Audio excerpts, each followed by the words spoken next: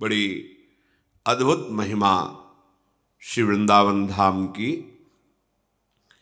इस संसार के विषयों में जो गाढ़ आसक्त है, गाढ़ आसक्त जैसे विशाल दलदल में कोई फंस जाए और उसके पास कोई निकालने वाला नहीं है, वो स्वयं निकलने की जितनी चेष्टा करेगा वो धंसता चला जाएगा। ये विषयों की आसक्ति, भोगों की आसक्ति बड़ा भयावना दलदल है। इसमें जो प्रवेश कर गया एक बार, तो केवल श्री हरि ही करुणा करके गुरु रूप से आके निकाल सकते, अन्यथा दूसरा कोई नहीं। क्योंकि आप जो भी करेंगे उस पंख में धंस जाएंगे।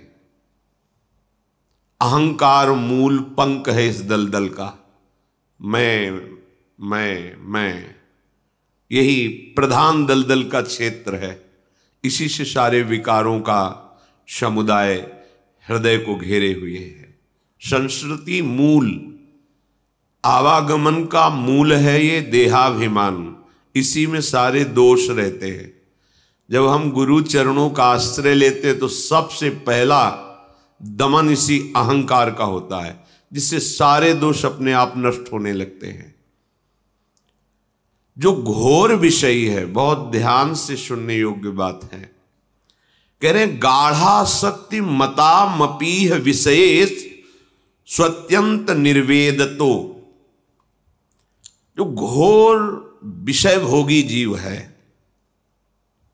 लाडली जी की कृपा से यदि उसे वृंदावन का आश्रय मिल जाए और वास मिल जाए, तो कहते हैं उसे वो परम पद प्राप्त होगा जो बड़ी बड़ी साधनाओं से नहीं होता।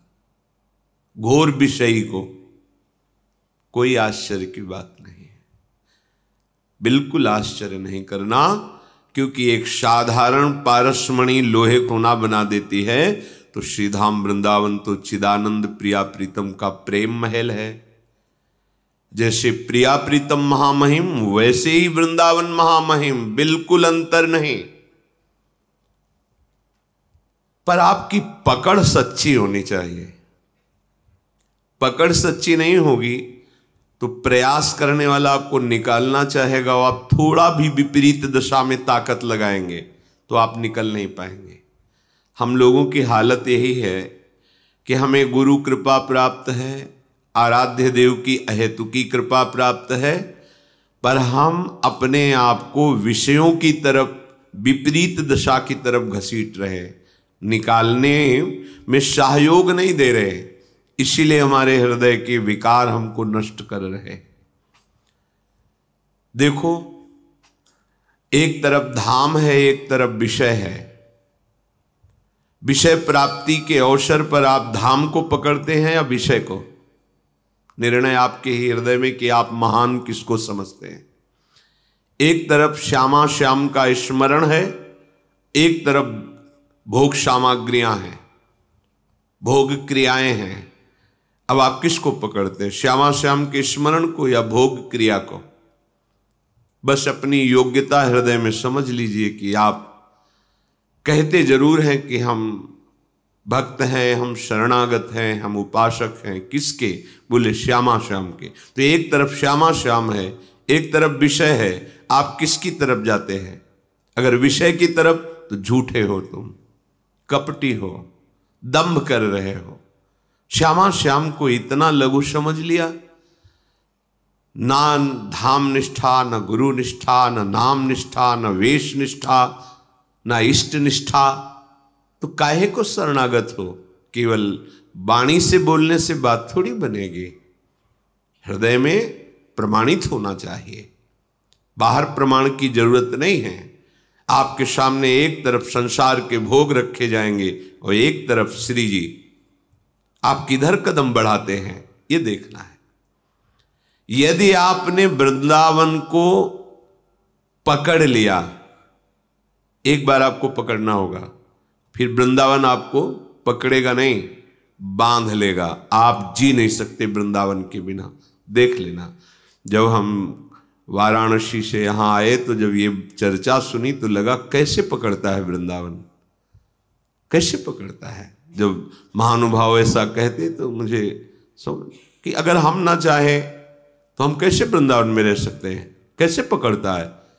कुछ दिन तो ये प्रश्न बना रहा, फिर जब वृंदावन ने पकड़ा तब समझ में आया कि अब तो जी ही नहीं सकते, वृंदावन के बिना जी ही नहीं सकते, बिल्कुल नहीं जी सकते। तब लगा कि हां ऐसे वृंदावन पकड़ता है। घोर विषयी को गाढ़ आसक्त भोगों में आपको चिंता नहीं करनी। यदि आपने वृंदावन का आश्रय लिया है, वृंदावन का वास स्वीकार किया है, तो पकड़ो पहले। आपको कोई भी दुख विपत्ति झंझावात, कोई भी सांसारिक राग भोग घसीट ना पावे। एक बार आप पकड़ लो, फिर वृंदावन पकड़ लेगा, माया घसीट नहीं पाएगी। घोर विषयी को भी भगवत प्राप्ति कराने में समर्थ है वृंदावन। गाढ़ा शक्ति मता मपीह विषये स्वत्यंत, माने अत्यंत आसक्त, अत्यंत आसक्त। अपने को शिकायत क्या करनी, मेरा मन नहीं लगता, भजन में मन नहीं लगता, तो तुम अपराध मत करो केवल, और पड़े रहो वृंदावन में। फिर देखो वो गति प्राप्त होगी जो योगियों के लिए भी वांछित है, जिसकी याचना योगी जन करते हैं। क्योंकि कहां पड़े हो, महारानी जी के घर में। कभी नूपुरों की झनकार करती हुई ये जुगल जोड़ी निकलेगी, देखेगी ये हमारे दरवाजे में पड़ा है, घर में पड़ा है, निहाल कर देंगे। यहां केवल पड़े रहने से वो बात बनती है जो बड़ी बड़ी साधनाओं से नहीं बनती। आगे कह रहे हैं कि अत्यंत निर्वेदतो, बहुत वैराग्यवान है, भोगों पर दृष्टि ही नहीं जा रही है, बहुत सहनशील है, तो इससे परम पद थोड़ी प्राप्त हो जाएगा। वैराग्य का फल है ज्ञान, और ज्ञान विशुद्ध बोध, और उसका फल है प्रेम। अगर केवल वैराग्य तक ही रुक गए तो आप तपलोक को जा सकते हैं, लेकिन भगवत प्रेम प्राप्त करके प्रभु की सेवा में नित्य निरंतर अनंत प्रेमानंद का अनुभव, ये तो नहीं हो सकता। घोर विषयी को वो पद मिल जाएगा जिसने धाम का आश्रय ले लिया, प्रिया प्रीतम के चरणों का आश्रय ले लिया, और ये निर्णय कर लिया कि अब इस शरीर को इसी रज में मिला देना है।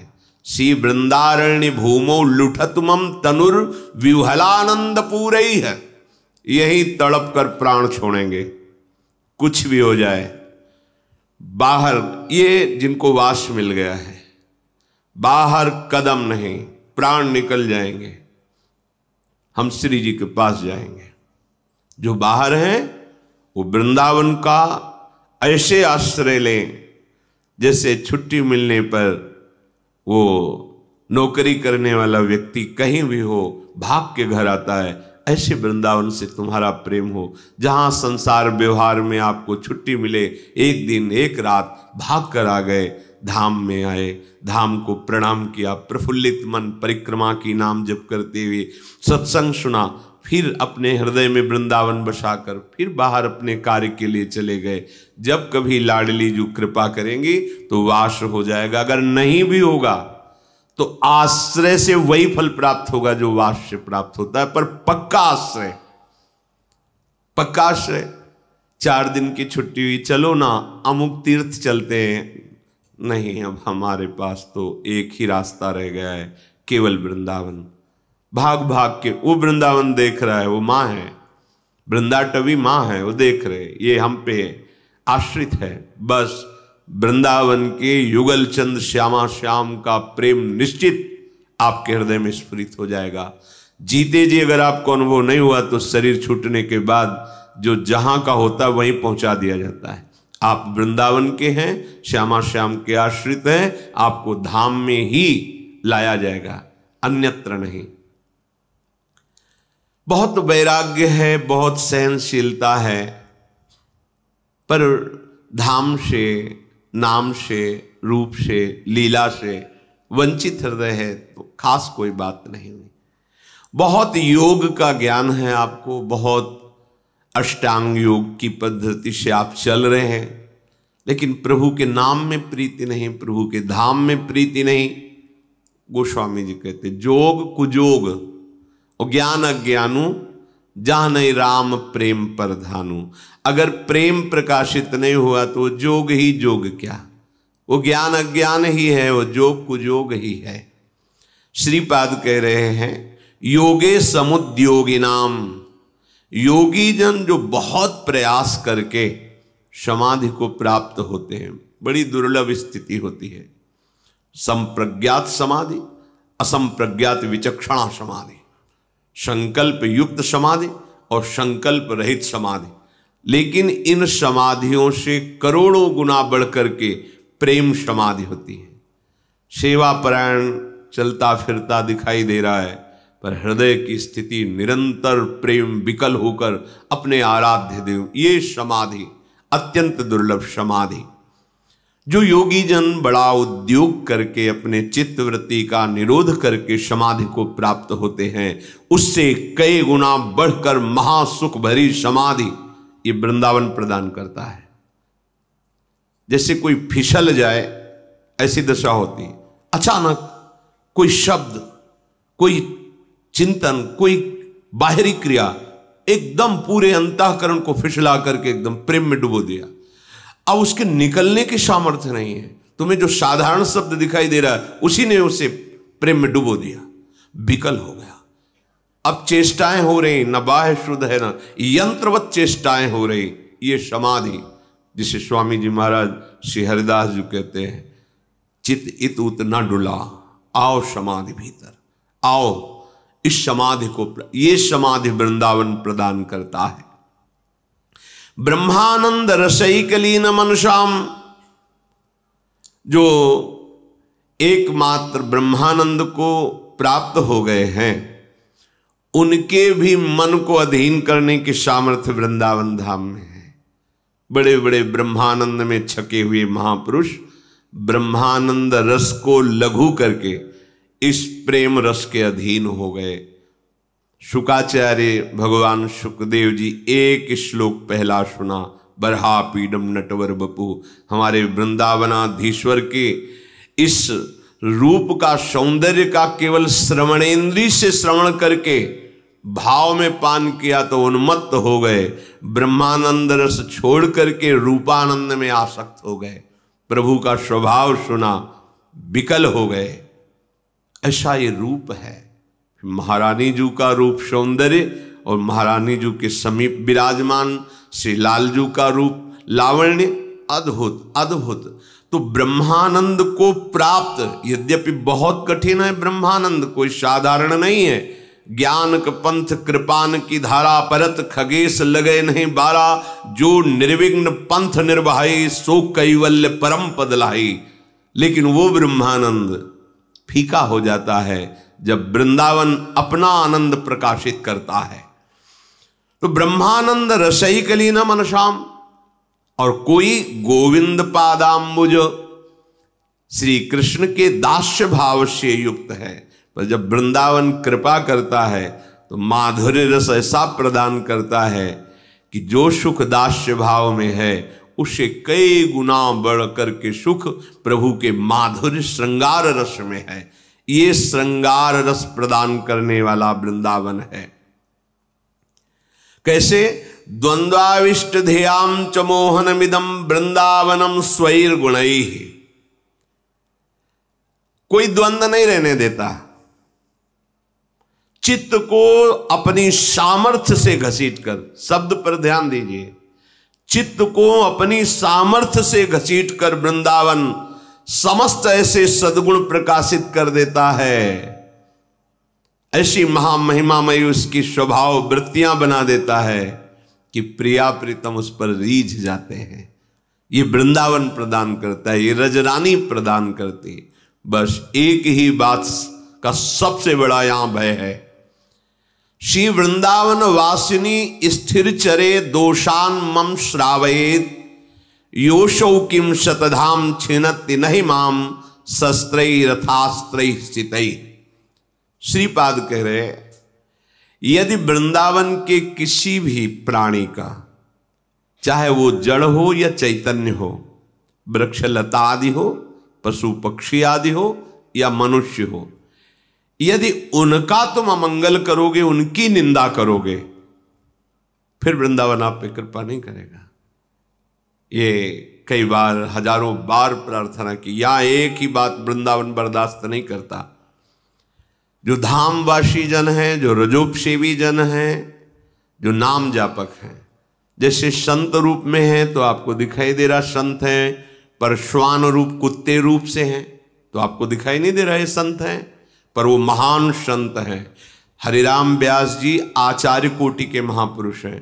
वो कह रहे, हो हुमन वृंदावन को श्वान, श्वान माने कुत्ता।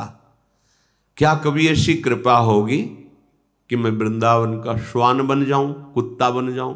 तो ये जो हर समय रज में लेटे हुए हैं, रज में ही प्रसाद पाते हैं, ये कोटि कोटि बंदनी हैं। इनको ये न समझ ले कि आप बैठा हुआ है, आप लात मार दिए, कुत्ता है, सारे सुकृत नष्ट हो जाएंगे। सावधान, ये धाम है, यहां लौकिक दृष्टि काम नहीं करेगी। श्री वृंदावन वासिनी स्थिर चरे दोषान मम श्रावयेद। यदि कभी कोई हमें वृंदावनवासी की, चाहे वो पशु पक्षी मनुष्य लता वृक्ष, कोई हमारे सामने निंदा करने लगेगा तो मुझे ऐसा लगता है जैसे वो तलवार से हमारे सैकड़ों टुकड़े कर रहा है। अर्थात हमें वृंदावनवासी की निंदा भी नहीं सुननी, हमें दोष भी नहीं देखने और हमें निंदा करनी भी नहीं। बस एक ही खास बात है, अगर इसे आप पकड़ लिए तो आप चिंता मत करो। भजन का 4 स्वरूप है, निरंतर नाम जपना, लीला गुण श्रवण करना, चिंतन करना और सेवा में रहना और धाम। ये अगर आपसे और कुछ नहीं हो रहा, केवल एक पकड़े हो धाम, तो सबका फल मिल जाएगा आपको। देखना, नाम भी निरंतर चलने लगेगा, रूप भी प्रकाशित हो जाएगा, लीला में भी प्रवेश हो जाएगा। ये महामहिम श्री वृंदावन धाम। बस हमारी चूक क्या हो जाती है कि हम यहाँ इस बात से फिसल जाते हैं, हम किसी की निंदा कर बैठते हैं। अरे होगा तो क्या हो, निंदा करने, हमारा चश्मा गलत है। वही संसारिक सतोगुण रजोगुण तमोगुण त्रिगुणात्मिका माया जनित रची हुई बुद्धि के द्वारा जो माया में नेत्रों में दिखाया जा रहा है उसे हम सत्य समझ रहे हैं। नहीं है, सत्य नहीं है। जब सत्य देखोगे तो वृंदावन का एक कीड़ा भी इतना बड़ा महात्मा है जो प्रभु से कृपा प्रसाद प्राप्त करके इस धाम की रज में रेंग रहा है। क्योंकि यहाँ की तृण, यहाँ की औषधि बनने के लिए उद्धव जैसे महात्मा, ब्रह्मा जैसे, ये जब प्रार्थना करते हैं तो वो कीड़ा, श्रीपाद प्रबोधानंद जी ने कहा है, अहो भाग्य जो मुझे वृंदावन के नाली का कीड़ा बना दिया जाए, इसी ग्रंथ में कहा है। इसलिए इतना आप सावधान रहिए कि आप धाम में आए हैं, आप धामवासी हैं, बस धाम आपको भगवत प्राप्ति करा देगा। एक बस स्वभाव छोड़ दीजिए, किसी की निंदा यहां अगर कोई तुम्हारे सामने कर रहा हो, कान में अंगुली डालिए, राधा राधा राधा राधा राधा राधा राधा राधा, उसका चेहरा पहचान लीजिए, दोबारा उसका सानिध्य स्वीकार मत कीजिए। बस ना किसी की निंदा करना है, ना किसी की निंदा सुनना है, ना किसी के दोष दर्शन करने। अगर यहां दोष दिखाई दे रहा है तो मुझे अपने अंदर लौटना है कि मेरा चश्मा खराब है। महापुरुषों से सुना है और भगवत कृपा से बात समझ में भी आई है कि आपकी जैसी दृष्टि है वैसी ही सृष्टि दिखाई देगी। जाकी रही भावना जैसी प्रभु मूरत देखी तिन तैसी। अगर आप भावना करेंगे संसार, तो यहीं आपको संसार दिखाई देगा। आप भावना करेंगे ये तो सब बड़े बड़े महापुरुष जड़ चैतन्य के रूप में, अहो भाग्य, तो आप सुकृतवान हो जाएंगे। और यहाँ जो वृंदावन धाम में दोष रहित भावना करके सेवन करता है, उसको जो सुकृत मिलते हैं, उन सुकृत वालों को प्रियाजू मिलती है। ध्यान रखना, अन्य सुकृतों की बात नहीं। कदा वा खेलंतो ब्रजनगर वीथीषु हृदयम हरंतो श्री राधा ब्रजपति कुमारो सुकृतिनः। श्रीधाम वृंदावन में प्राप्त किए हुए सुकृत वालों के हृदय को खेलते हुए हमारे युगल सरकार हरण कर लेते हैं। कदा वा खेलंतो ब्रजनगर वीथीषु हृदयम हरंतो श्री राधा मधुपति। राधा माधव उसके हृदय का हरण कर लेते। क्यों? कि वो महान सुकृतवान हो गया है। क्या सुकृतवान? एक एक मिनट जो आपका वृंदावन में कट रहा है, अपने आप महापुण्य एकत्रित हो रहा है। पर आप चूक मत कीजिए, अपने सुकृतों का नाश मत करिए। किसी की निंदा करना, दोष दर्शन करना, निंदा सुनना, ये बड़ा पाप है। यहां का धाम में वैसे कहीं भी नहीं करना चाहिए, पर धाम में तो बस इस बात से आप बच जाओ। और अगर जो गलतियां हैं, कमियां हैं, तो देखो कह रहे गाढ़ा शक्ति मता मपीह विषये स्वत्यंत निर्वेदता। गाढ़ भोगों में आसक्ति है, पर उसने वृंदावन वास स्वीकार कर लिया, वृंदावन का आश्रय ले लिया, पार हो जाएगा, उसे परम पद मिल जाएगा। धाम बहुत सामर्थ्यशाली, बहुत कृपामय है। हमें ऐसे धाम में बैठकर भक्त और भगवान की चर्चा करने और श्रवण करने का सौभाग्य मिला। हम प्रभु के पावन चरित्रों का श्रवण करें और उनमें जो लीलाओं में उपदेश है, उन्हें अपने आचरण में उतारें।